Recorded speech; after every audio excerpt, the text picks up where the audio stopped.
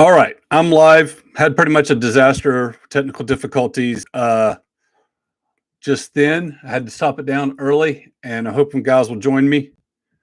Um, okay. Anyway, I don't have anybody in the room with me. That's fair. I don't know what happened with my microphone there, but it looks like we are back in order.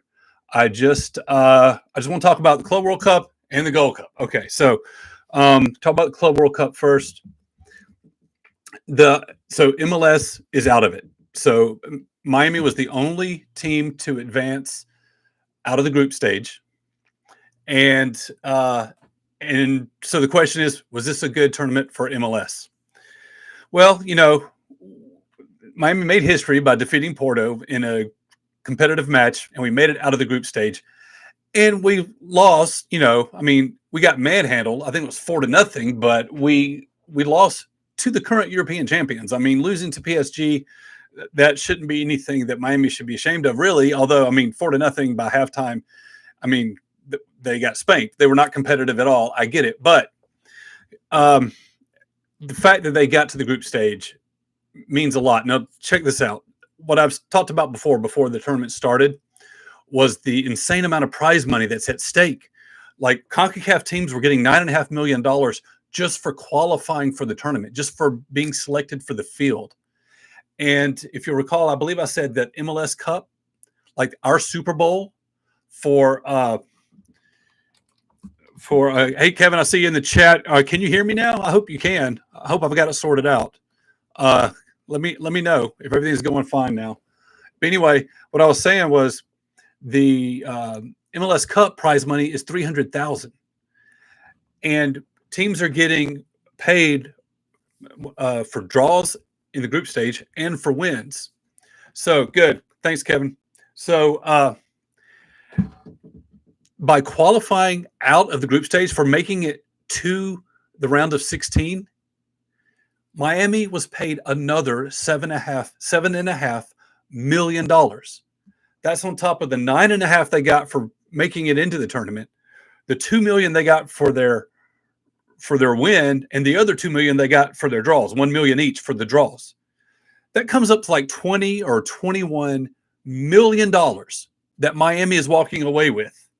Okay, $21 million. Now, let me put that in perspective.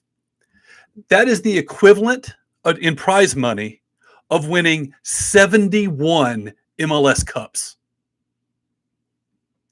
The league is only 30 years old, and they're walking away with prize money equal to 71 league championships of what that payout would be. So not a bad tournament for Miami.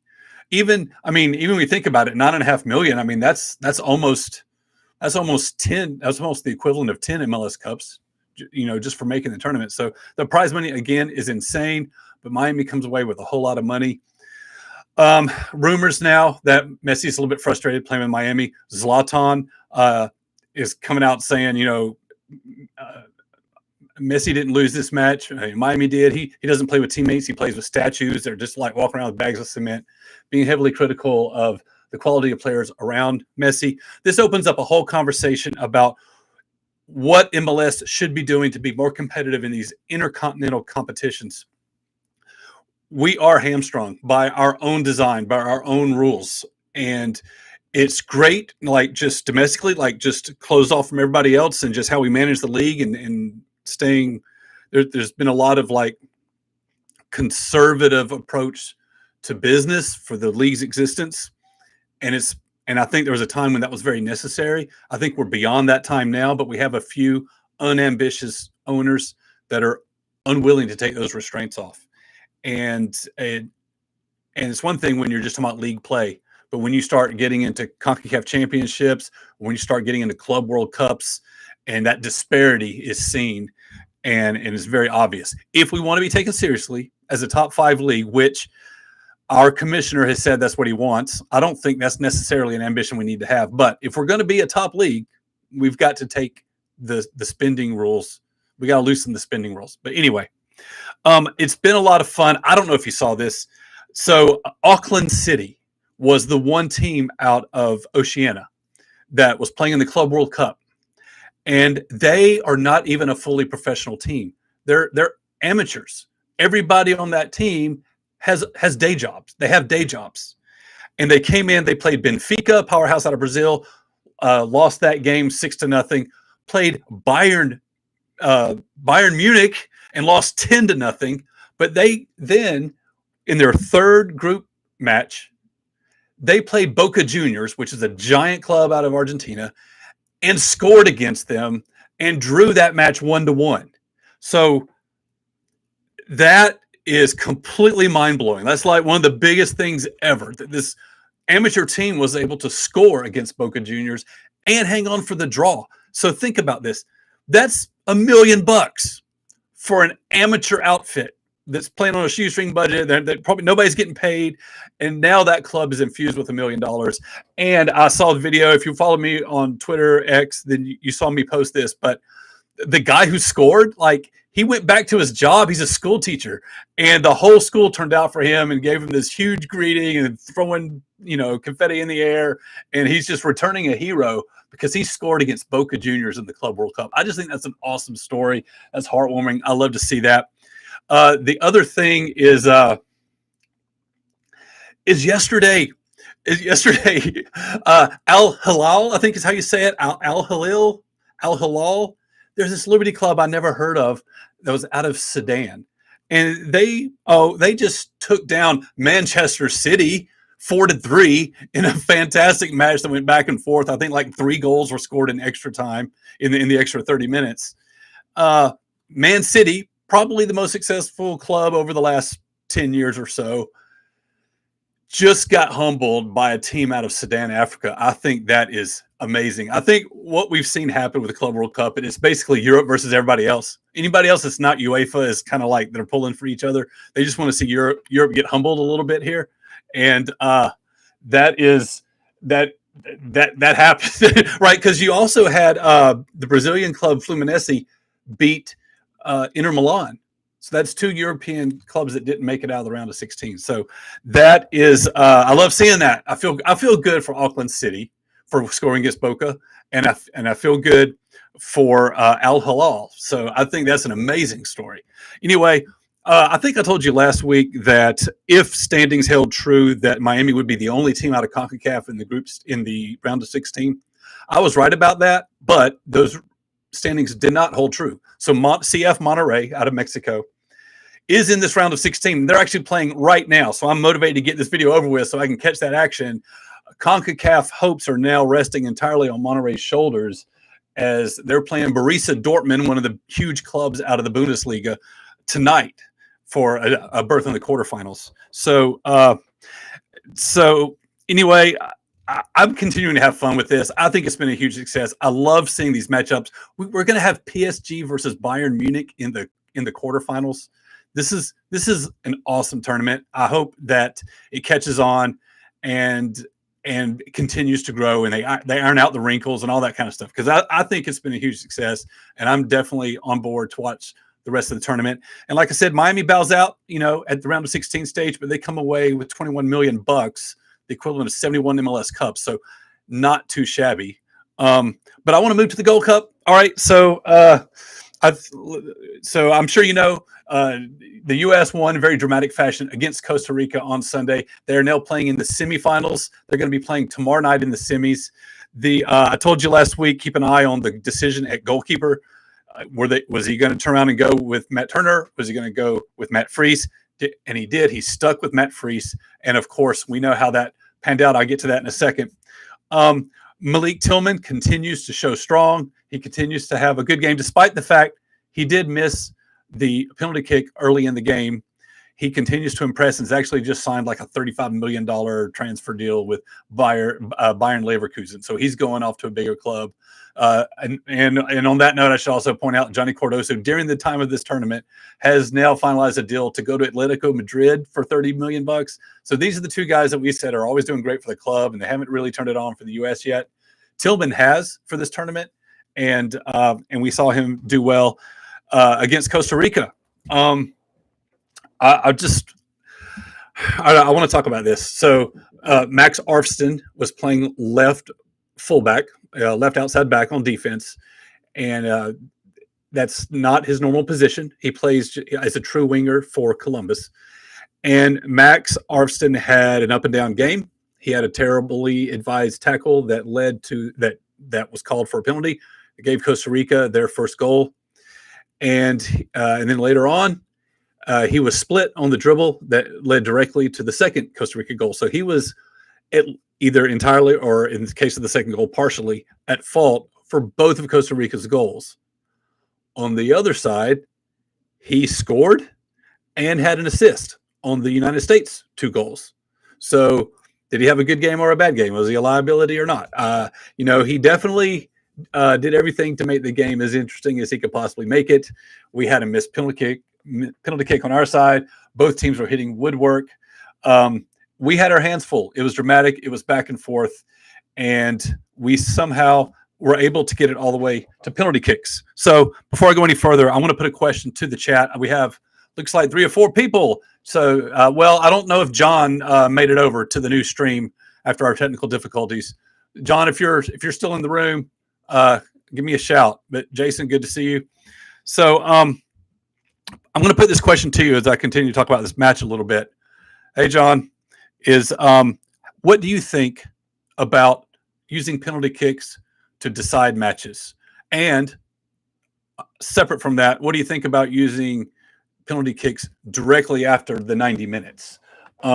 Because, and I'll look for those answers first before I give you my take, but I can tell you that in this quarterfinal stage of the Gold Cup, we already had a couple of upsets that happened before the U.S. game because it came down to penalty kicks. And penalty kicks are basically a coin flip. I mean, underdogs will often play to get to the kicks because the odds are better for them. Even if it's 50-50, it's better if they're an underdog, right? So, and so if you're the favored team, if you're expecting to win and it's going all the way penalty kicks, you're probably a little bit nervous because now the other guy has more of a chance than they've ever had before.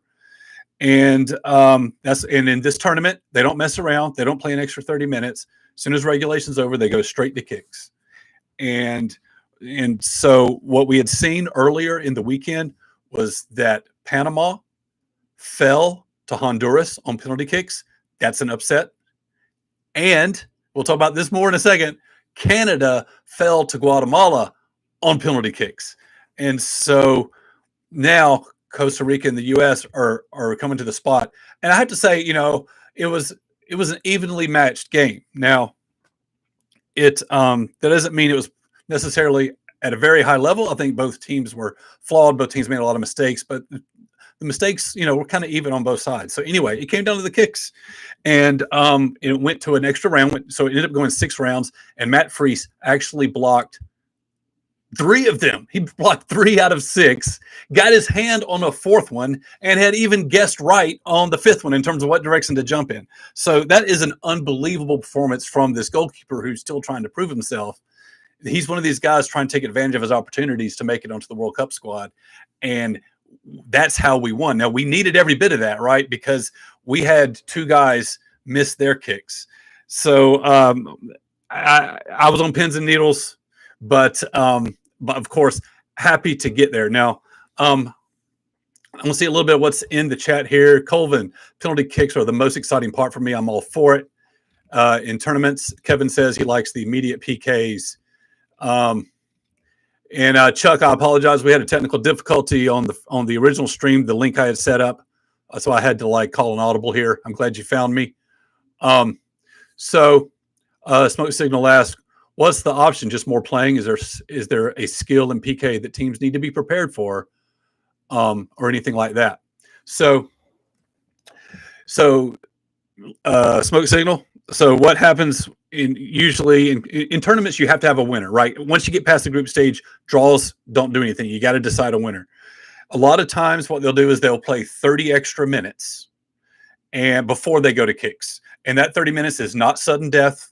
And they'll play a 15-minute half, take a break, play another 15 minutes. If it's still tied after that, then they'll go to penalty kicks.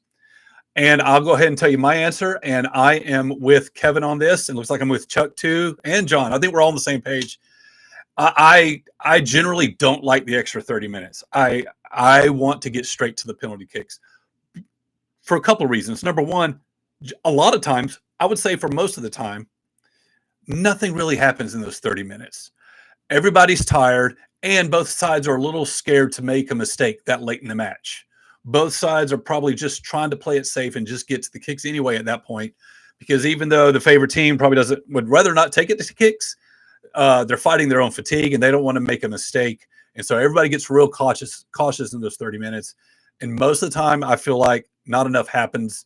And why are we wasting 30 minutes? That's not always the case. The Al Hilal Manchester City match had a whole bunch of goals scored in those extra 30 minutes, and that was a thrill ride. So it's not a perfect answer, but I think in general terms, that's how I feel about it. And I know I got Jason in here. He's not a huge soccer fan. I'm trying to move the needle for him. He says that's the most exciting part for him. He's all for it. You know, purists will tell you, this is why I asked the question, because purists have this difference of opinion on this. It's, to be fair, it's a little bit like settling a baseball game with a home run derby. Like you play 10 or 11 innings and then you just stop and have a home run derby to decide the winner. I mean, home run derbies are fun, but for a baseball fan, it might be a little dissatisfying to decide a game that way. And there are plenty of soccer fans that will tell you the same thing about penalty kicks. It's like, yeah, it's kind of fun and exciting, sort of, but it's not soccer. Like you're not determining the result through the play of the sport. And here's the thing, I get that perspective. I totally understand it. And I think the analogy with the home run derby is a good one. But there's something so dramatic about that penalty kick. It's like gunslingers, high noon, right? It's one-on-one. It's the goalkeeper, it's the kicker.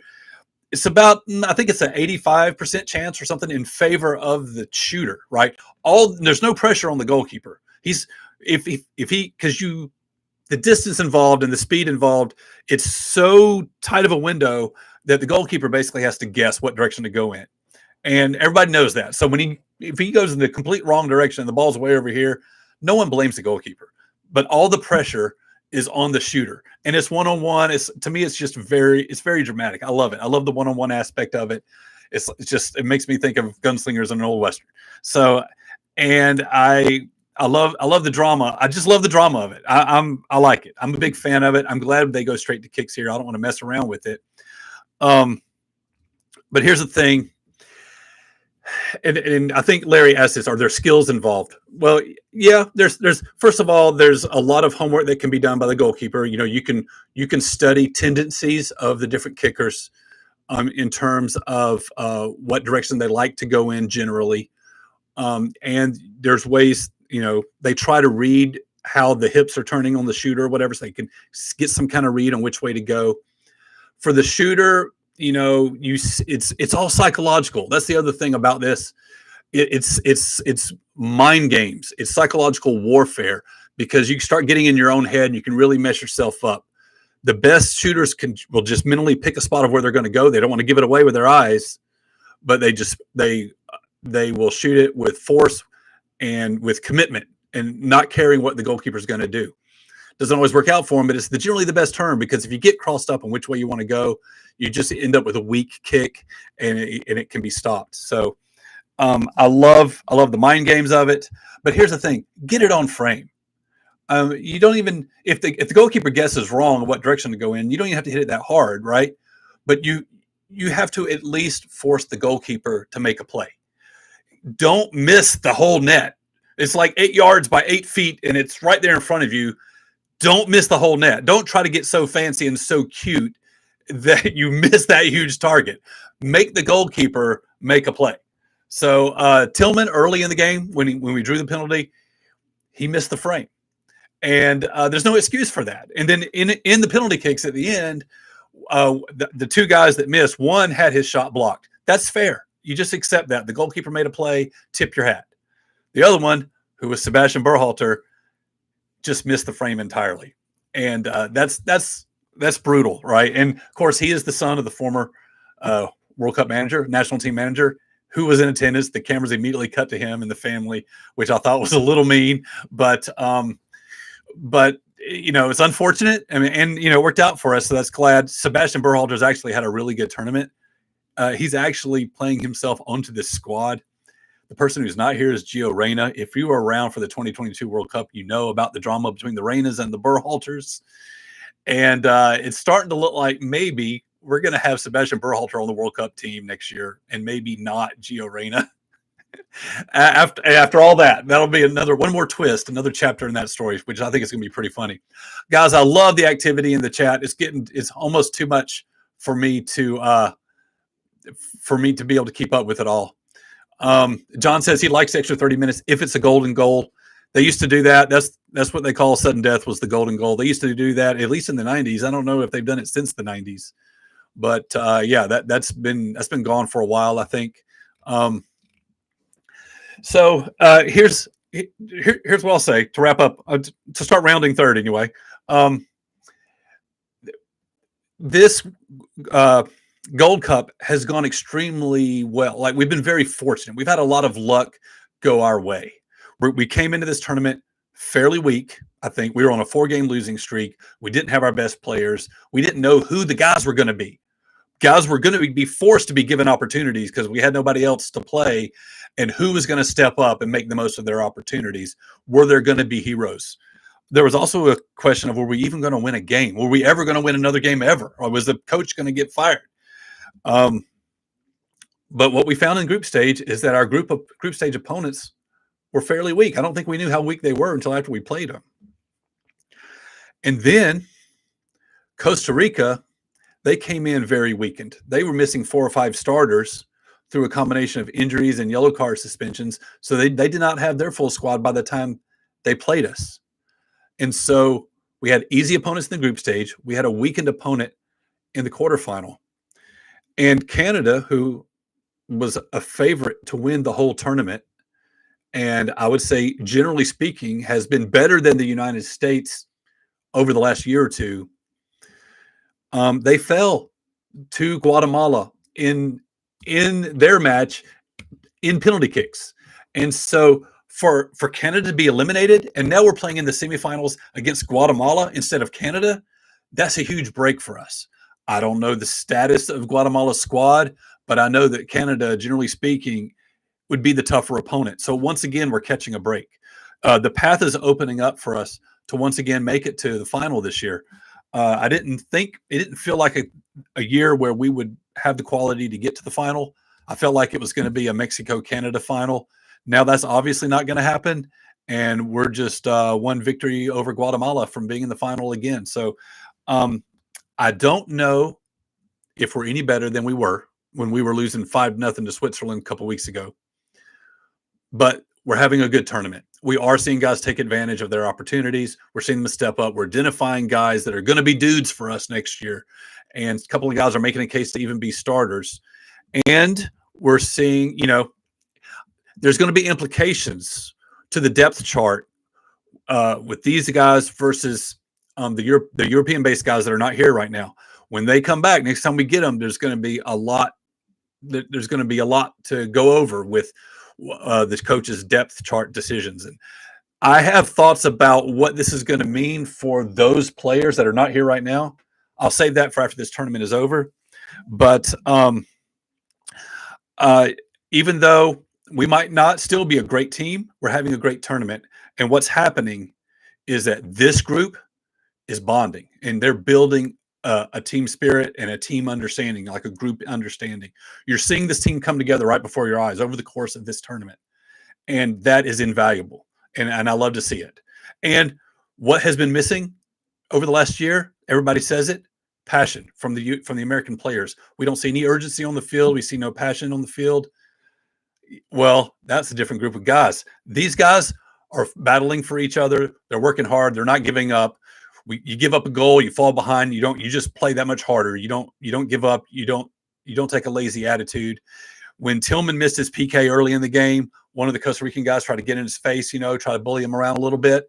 Tyler Adams had none of that. Went right over to him, got in his face. They're pushing each other around a little bit. That's the type of stuff that you weren't seeing from our A squad. They weren't taking up for each other. They weren't fighting for each other. And so I think the heart and the passion that we want to see is present in this squad, even though, it's not the highest level squad we could theoretically field. And even though we had our hands full with a weakened Costa Rica squad, the fact is we beat the opponent that was in front of us. We stepped on the same field with Costa Rica, and we came off the victors. Now we're in the semifinals. So I was nervous about the group stage, nervous on our state going in. Glad we got past it, and it's great to win all three and win the group. But you have to temper that with knowing how weak those opponents were. But now we've beaten Costa Rica, and Canada's already lost, so it's feeling pretty good. We're going to semifinals. Semifinals are going to be. Uh, Semifinals are going to be tomorrow night. I think it's going to be on FS1 playing Guatemala. The question is, are we going to see any rotation on the squad? Who or is Pochettino like committed to these guys? Is he identifying these guys as his teammates? Anyway, I'm excited. I've now woken up. We're at the semifinal stage, and now I'm ready to see this team make a push to once again win the World Cup. What am I missing, guys? I'm looking at the chat. I'm about ready to wrap this up unless you got something for me. All